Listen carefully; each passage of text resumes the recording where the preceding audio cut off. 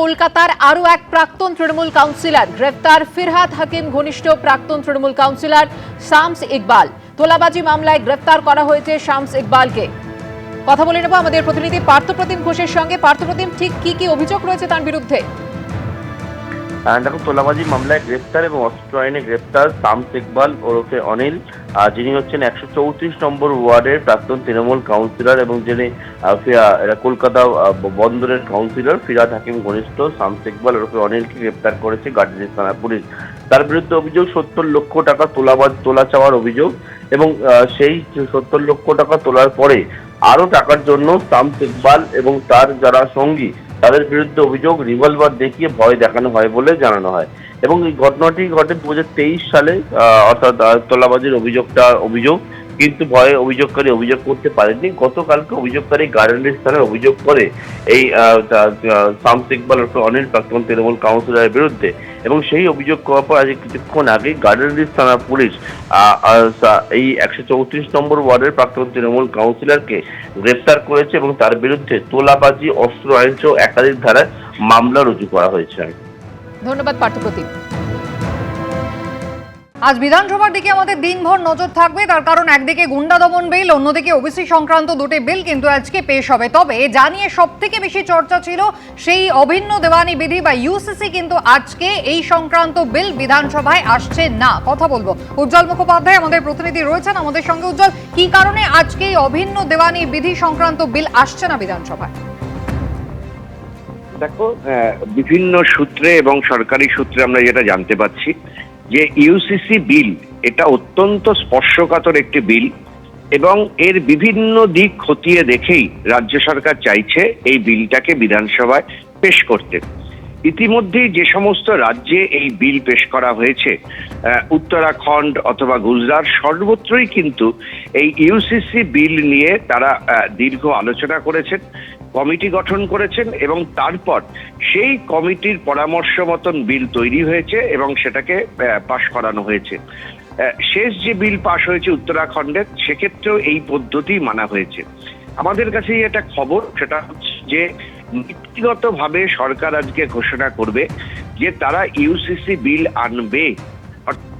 এতদিন পর্যন্ত যে বিলকে ঘিরে তীব্র বিতর্ক ছিল এবং শেষ যে তৃণমূল কংগ্রেসের সরকার তারা ঘোষণা করেছিল যে ইউসিসি বিল তারা এ রাজ্যে কোনো অবস্থাতেই লাগু হতে দেবে না, আজকে কিন্তু সরকার নীতিগতভাবে ঘোষণা করবে যে তারা ইউসিসি বিল আনবে। তবে এখনই এই বিল আনা হচ্ছে না। আমাদের কাছে যতটা খবর তা হচ্ছে সুপ্রিম কোর্টের প্রাক্তন বিচারপতি রঞ্জনা প্রকাশ দেশাই, তার নেতৃত্বে একটি কমিটি গঠন করা হবে এবং সেই কমিটিতে বিভিন্ন অংশের মানুষজনকে রাখা হবে। এই হাই পাওয়ার কমিটি তারা বিভিন্ন অংশের মানুষের মতামত নিয়ে তারপরেই এই বিল তারা তৈরি করবেন। ঠিক যেমনটা উত্তরাখণ্ডের ক্ষেত্রে হয়েছে, ঠিক যেমনটা গুজরাটের ক্ষেত্রে হয়েছে, ঠিক যেমনটা ছত্তিশগড় এবং রাজস্থান, এক্ষেত্রেও কিন্তু একই পদ্ধতি অবলম্বন করেছে বিজেপি শাসিত সরকার। তারা কিন্তু এই প্রাক্তন বিচারপতি রঞ্জনা প্রকাশ দেশাই, তাকে দায়িত্ব দিয়েছেন। হাই পাওয়ার কমিটি গঠন হয়েছে এবং তারপর বিভিন্ন দিক খতিয়ে দেখে এবং সেই রাজ্যের ভৌগোলিক অবস্থা, ঐতিহাসিক অবস্থা, এই সমস্ত দিক খতিয়ে দেখে তারপরে সেই বিল তারা তৈরি করেছেন এবং বিধানসভায় সেটা পাস করা হয়েছে। স্বাভাবিকভাবেই মনে করা হচ্ছে যে যেহেতু এটা অত্যন্ত স্পর্শকাতর বিষয়, সেই কারণে আরো সময় নিতে চাইছে সরকার। তবে গুরুত্বপূর্ণ বিষয় হচ্ছে যে নীতিগতভাবে আজকে কিন্তু সরকার, মুখ্যমন্ত্রী বিবৃতি দিয়ে তিনি ঘোষণা করবেন যে এই সরকার ইউসিসি বিল তারা আনতে চান, আর কবে আসবে সেটা এই কমিটি তারা চূড়ান্ত করবে। ধন্যবাদ। সমাজবিরোধী কার্যকলাপের বিরুদ্ধে কড়া আইন আনার পথে এগোলো শুভেন্দু অধিকারীর সরকার। আজ বিধানসভায় আনা হচ্ছে গুন্ডা দমন বিল, যার লক্ষ্য নিরাপত্তা বৃদ্ধি, শান্তি ও শৃঙ্খলা বজায় রাখা। গুজরাট, উত্তরপ্রদেশের পর এবার পশ্চিমবঙ্গ। সমাজবিরোধী কার্যকলাপের বিরুদ্ধে কড়া আইন আনার পথে এগোলো এই রাজ্যের বিজেপি সরকার। বিধানসভায় আনা হচ্ছে the West Bengal public safety and control of anti social activities bill 2026। লক্ষ্য নিরাপত্তা বৃদ্ধি, শান্তি ও শৃঙ্খলা বজায় রাখা এবং সমাজবিরোধী কার্যকলাপ কার্যকরভাবে প্রতিরোধ ও নিয়ন্ত্রণ। ক্ষমতায় এসেই শুভেন্দু অধিকারী ইঙ্গিত দিয়েছেন সমাজবিরোধী কার্যকলাপ রোধ করতে কঠোর আইন আনা হবে। গুন্ডা দমন তো হবে, গুন্ডাদের সম্পত্তিও বাজেয়াপ্ত করব। কোন রাষ্ট্রবিরোধী কাজ ঋষি অরবিন্দের ভূমিতে হবে না, ডক্টর শ্যামাপ্রসাদ মুখার্জির ভূমিতে হবে না, নেতাজি সুভাষচন্দ্র বসুর কর্মভূমিতে হবে না, কোন রাষ্ট্রবিরোধী কাজ হবে না। বিলের গেজেট নোটিফিকেশন হয়েছে বুধবার।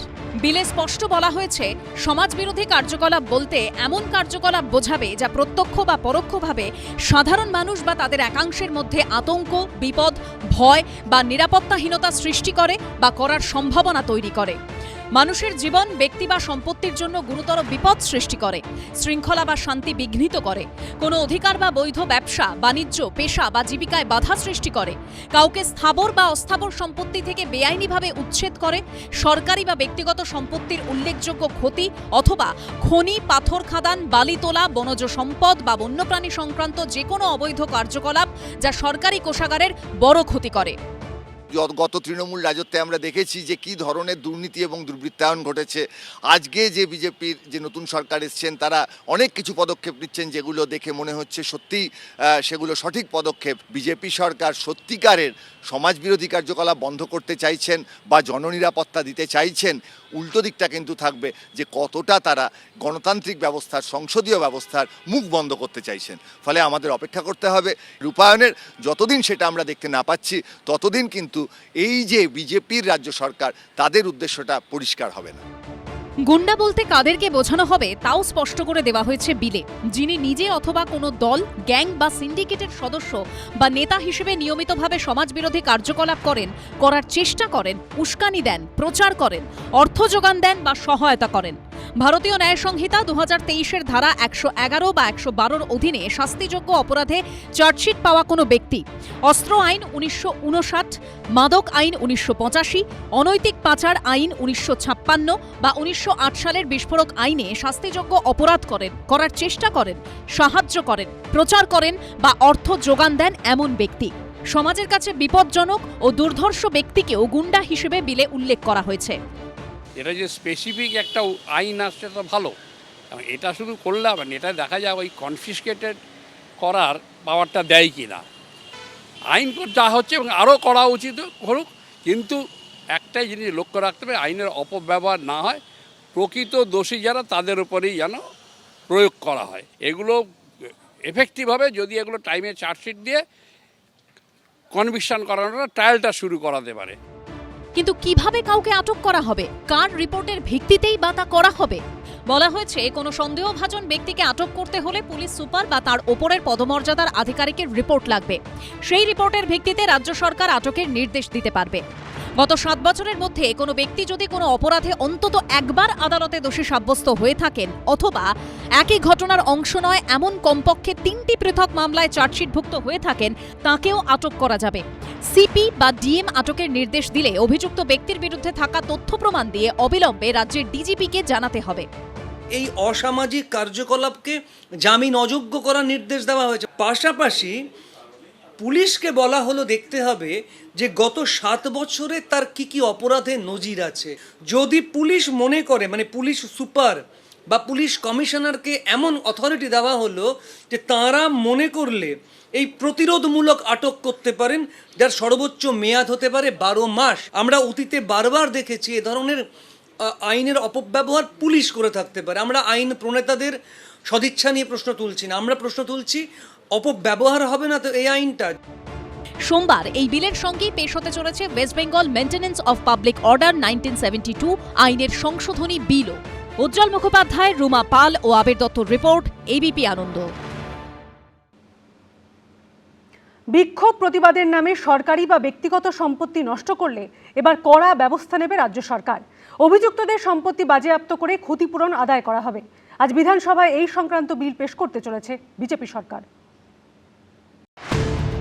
রাজ্যে ক্ষমতায় আসার পরই দুর্নীতি তোলাবাজি রুখতে একের পর এক কড়া পদক্ষেপ নিয়েছে বিজেপি সরকার। এবার গুন্ডা দমনে কড়া আইন আনতে চলেছে সরকার। সোমবার পেশ হতে চলেছে জোড়া বিল। সমাজবিরোধী কার্যকলাপ রুখতে আনা হচ্ছে পশ্চিমবঙ্গ জননিরাপত্তা ও সমাজবিরোধী কার্যকলাপ নিয়ন্ত্রণ বিল এবং the West Bengal maintenance of public order amendment bill. এই আইনের বলে অভিযুক্তদের সম্পত্তি বাজেয়াপ্ত করার ক্ষমতা হাতে পাবে সরকার। 1972 সালে মনে রাখতে হবে আইনটা হয়েছিল কিন্তু নকশালদের সেই দৌরত্ব, নকশালদের একটা উত্তল সেই সময়, তাকে ঠেকানোর জন্য কিন্তু এই আইনের জন্ম। তারপর কিন্তু আমরা বিগত সরকারের ক্ষেত্রে দেখেছি প্রচুর দাঙ্গা দেখেছি, প্রচুর অরাজকতা দেখেছি, প্রচুর সম্পত্তি মানে সরকারি সম্পত্তির ভাঙচুর, নষ্ট করা। তাদেরকে কখনো মানে আড়াল করে রাখা হতো, তাদেরকে কখনো সামনে এনে এই আইনের আওতায় সাজা দিতে আমরা শুনিনি, দেখিনি। তাই জন্য সেই আইনটাকে আরও কড়াকড়িভাবে যে আনছে, এটা খুব সাধুবাদ জানাই। The West Bengal maintenance of public order সংশোধনী বিল আইনে পরিণত হলে যে কোনো সরকারি বা ব্যক্তিগত সম্পত্তি ভাঙচুর ও নষ্টের ঘটনায় অভিযুক্তদের কাছ থেকে ক্ষতিপূরণ আদায় করতে পারবে রাজ্য সরকার। ক্ষতিপূরণের পরিমাণ বাজার দরের থেকে কম নির্ধারণ করা যাবে না। বিশেষ ক্ষেত্রে ক্ষতিগ্রস্ত সম্পত্তির দ্বিগুণ পর্যন্ত অর্থ ধার্য করা হতে পারে। ক্ষতিপূরণের পাশাপাশি অতিরিক্ত সুদও আদায় করা হতে পারে। না, আমি ব্যক্তিগতভাবে মনে করি যে ইতিমধ্যে যে আইন আছে সঠিকভাবে প্রয়োগ করলে গুন্ডা বদমাশদের সম্পূর্ণভাবে দমন করা সম্ভব এবং কেউ প্রপার্টি ধ্বংস করলে তার কাছ থেকে ক্ষতিপূরণ আদায় করার বিধান ইতিমধ্যেই আছে। এখন এর পরে যে সংশোধনী আনা হচ্ছে সে ব্যাপারে কোনো সন্দেহ নয় যে কাজটা করার আরো বেশি সুবিধা হবে, কিন্তু যে কোনো আইনে বেশি ক্ষমতা দেওয়ার যদি সৎ লোকের হাতে এই প্রয়োগটা না থাকে তাহলে কিন্তু তার অপপ্রয়োগ হওয়ার মানে সম্ভাবনা থেকে যায়। বিক্ষোভ, দাঙ্গা, ভাঙচুর বা অগ্নিসংযোগের জেরে সরকারি বা ব্যক্তিগত সম্পত্তি নষ্ট করলে তার ক্ষতিপূরণ আদায় করতে পারবে সরকার।